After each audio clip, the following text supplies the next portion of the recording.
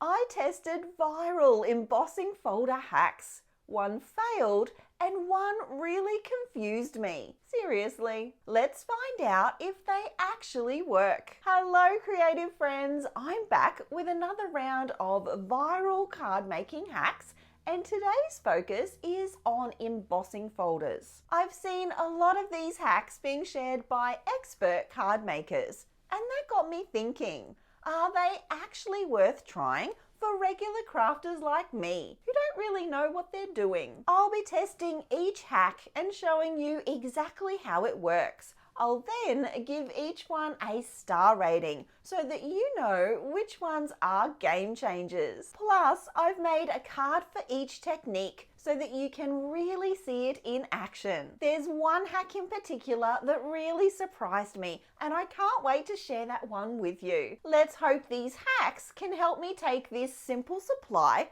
to the next level. Today, I'll be working with the Encore paper textured cardstock. This is a 12 by 12 card that is perfect for inside silhouette and cricket and all kinds of paper crafting. It has a solid core color and of course is acid free and archival safe. But the best bit? Look at this. How pretty is that rainbow of colors? This pack has 100 sheets, one of every color, and it is going to work beautifully with our embossing folders today. If you're looking for quality cardstock at a budget price, be sure to check the link in the description below. This very first hack is the one I've seen the most, and it is to simply add some sprayed water onto your cardstock before you add it to your embossing folder. This is supposed to soften the paper to make the impression clearer and to help prevent cracking. I understand how this works, but I would be really surprised if it actually makes that much difference, especially in how clear the image ends up. Let's test it out. First up, I'll emboss in my usual way without any water at all. Next, I'll take this same embossing folder, but this time add a few spritzes of water before running it through my machine. It's time to compare the results side by side. I'm so glad I labelled them because there's not a lot of difference here. The first thing I noticed was the warping because water does that when you add it to card. Then I noticed that the water also took away the lovely texture to the cardstock. The image itself, however, was indeed embossed more deeply. I give this hack 3 out of 5 stars. Yes, it does make the embossed image clearer, but it also takes away the texture from the cardstock, and I don't like that. I don't think it makes the impression that much clearer, and I haven't had any issues with cardstock cracking. So for me, I don't think it's worth it, especially given my love for that beautiful texture on the cardstock. At first, this hack totally confused me. I tried it over and over again and it just wasn't working. Here are all my failed attempts. I was about to give up when I thought surely Jennifer Maguire can help. I watched her tutorial. I'll be sure to link it below because she explains this one really well. As I show you this one, I'll also share with you why my first attempts failed. To get started with this hack, you'll need Versamark ink, some clear embossing powder, a brayer, and some embossing folders. I'm using plain white cardstock to start, but you could use any colour you like. Now, the trickiest part to this, and the first thing I did wrong, was using the wrong side of the embossing folder. You'll want to use the raised side, and as a coincidence, I've noticed that it's always the front of the embossing folder. Maybe not for every brand, but for certainly all of the ones that I have in my collection. To add the ink, you really do need to use a brayer. Some of my very first attempts were using the ink pad itself directly onto the embossing folder, and that did not work. I found my ink pad was too juicy, and because it's a clear ink, you can't really see where it's all going. Doesn't that look great? I have then just added my clear embossing powder and then heat set. Did you notice too that I didn't quite cover the whole embossing folder? So there was a section on that first run that wasn't covered with the embossing ink. So you do have to be a little bit careful with this. I am taking much more time here, and I am going to try this technique with several of my embossing folders. This one is possibly the one that I was most curious about, and for me, I feel like it's the one that's the most complicated. I ended up using quite a lot of my embossing powder to do this because essentially the entire background of the embossing folder gets filled up with that. Here are all my samples, and you can see the darker areas there. That's where the embossing powder is. It's time to add some colour, and I'm going to be doing that with some watercolour paint, but you could use any kind of medium you like. The idea here is that the embossing powder creates a resist. I'm adding colour here just to the raised areas.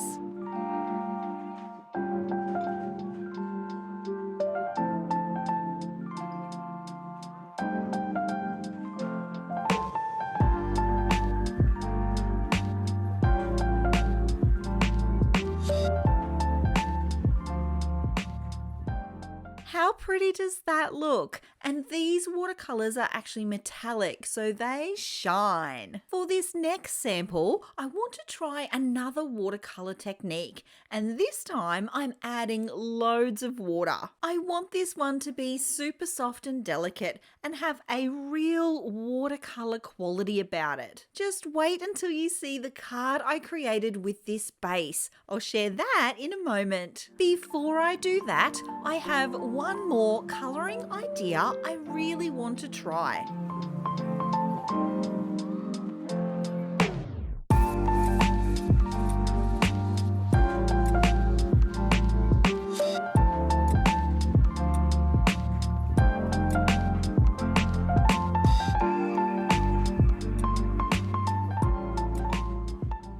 I created two cards with this technique. This first one using the floral embossing folder, and then the second one here, the geometric floral. Both of these have the clear embossing in the background that creates that resist. I love that you don't have to add much to the cards because all of the work is in this technique. So it's really just a sentiment and a couple of embellishments. For this one, I did also go ahead and stamp and die cut a floral image and just added that as an extra layer. This really is just the beginning of the ways that you could use this technique on your cards, and I actually can't wait to try some different coloured embossing powders. I give this hack 3 out of 5 stars. This one felt like a lot of work to me, and I still don't think I've mastered it. So it's going to have to be something that I do some more practicing and testing with. If you're a beginner or not super confident, don't start with this one. Do you love the hack so far?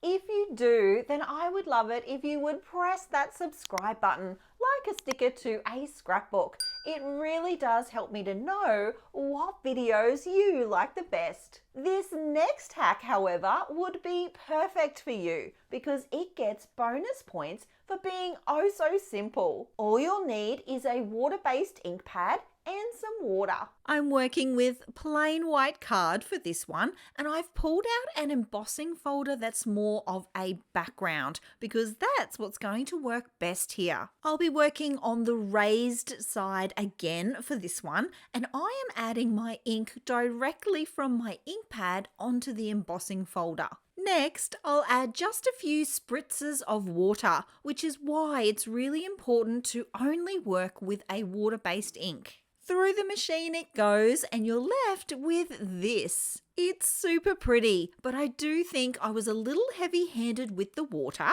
so for this round, I'll try using a little bit less. Let me know if you can see the difference. For me, the first one was much more watercolory, and then this one shows the design a little more clearer. I personally much prefer the second option. So of course, you could try this with any colour ink you like, and I did want to give this metallic one a go. I did say any water-based ink will work, and the shine on this is amazing. The one thing I did notice is that it took quite a lot of work to get the ink onto the embossing folder, to the point where I ended up using the pad directly rather than trying to apply it with a dauber. Time to add the card and then run it through the machine. This is such a pretty shade of gold, and I noticed there was enough ink left over for me to do another pass. I've created 2 cards using this technique. This is the floral one where the stamping was in the background. I really like the look of this. I like how it really makes the embossing folder pop. It makes this image of the flowers really stand out. When you compare it to this first one, which was done with the embossing resist technique, I actually much prefer this. I feel like this gives a much cleaner looking result. This is the one I created using the metallic ink, and I love how I'm creating a background here for the florals to sit on. This one could be my favorite card out of all of the ones I've made today. I give this hack 5 out of 5 stars. It is perfect for beginners. It was really fun, and I love the extra detail that it adds to the embossed images. I will definitely be doing this technique again. This one was one of my favorites. If you're loving these hacks and want even more inspiration, come join me on Patreon. That's where I share bonus content, project tutorials, and step-by-step project sheets you won't find anywhere else. More details are in the description box below. I would love to see you there. So we've already seen how adding ink to the embossing folder can create a stunning background. But did you know by adding ink after, you can get a totally different look? This technique works best with bold and darker colored card teamed with a white ink, but I also would love to try it with metallic ink. I think that will turn out super pretty. I'll be working with the Lisa Horton Crafts Premium Opaque ink. This one I liked the idea of because it's slow drying. As a side quest, I'd really love to try stamping and embossing with it. I'll save that for another video. Step 1 for this hack is to emboss your cardstock in the regular way. I did, however, make a rookie mistake and inserted one of my cards upside down, so make sure that you check for that. I now have 2 properly embossed images in green and 2 more in black. It's now time to add the ink, and as you can see, I'm just lightly brushing it directly from the pad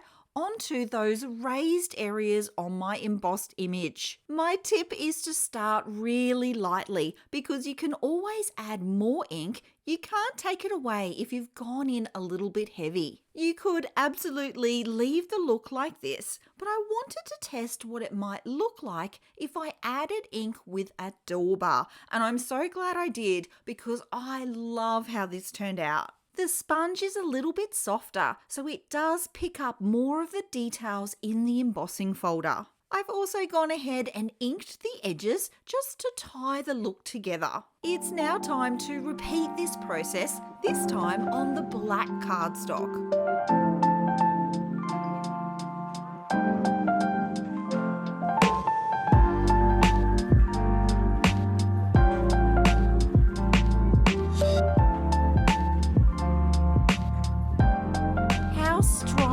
Is this technique on that black card? Here are the 2 cards I created using this technique. I was sure to make one with the black cardstock and then one with the green. And I thought it also might be fun to mix up those inks. So this is the white ink, and then this is that beautiful gold ink. Really simple, just added an extra couple of layers in a mount, and then sentiments and a little bit of sparkle. These ones I think are super pretty. I can actually imagine using this one for a graduation. So if you've got a graduate, how stunning would that be? I also really love the natural tones in this one and the addition of the gold sparkle. Super, super pretty.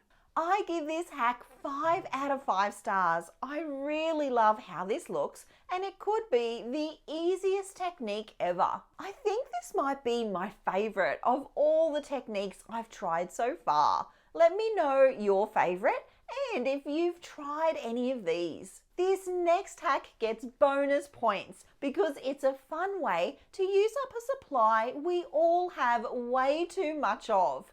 It's time to pull out your washi tape. You can also use this technique on PET stickers. These ones are from Journalsay. I'll link them below. This technique is super simple. The first thing you want to do is place your washi tape or sticker onto your card base. Be sure to add enough tape so that you can wrap the washi around to the backside of your base card. This just creates a really clean finish. I'll prep the PET sticker bases now. Just peel and stick into position. For this one, I'll run it down the left-hand side edge. If the sticker extends past the edge of the card base, simply trim it off. Now we can add the card bases into the embossing folders. Just be mindful of their position, especially on the washi tape one. If it's crooked, it will show. These are so simple but so pretty. I really love the embossed look over the stickers. Here are the cards I've created using this technique. This first one has this strip of washi which I've run along the bottom edge of the card there. This one opens this way. A simple die cut floral and a sentiment, and it's good to go. These next two are using the PET stickers, and I really love how these turned out. This one is a top opening one, so this way. And I did just use this sticker as part of the sort of embellishment cluster, the floral cluster there, running along the left-hand edge. And this one I kept very simple. I love how flat these ones are. These are great for postage. I love how this one turned out, and I can see myself making a lot of these cards in the future. I give this hack 5 out of 5 stars. I love how it works on washi, and I also love that it works for those PET plastic style stickers. This is going to be one of those techniques that helps you put together cards really fast. These embossing folder hacks have really changed how I see this simple supply. So many possibilities. Let me know in the comments which one are you going to try first. And if you enjoyed this hacks video, be sure to watch this one next. I'll see you in the very next video for even more creative ideas. Until then, bye!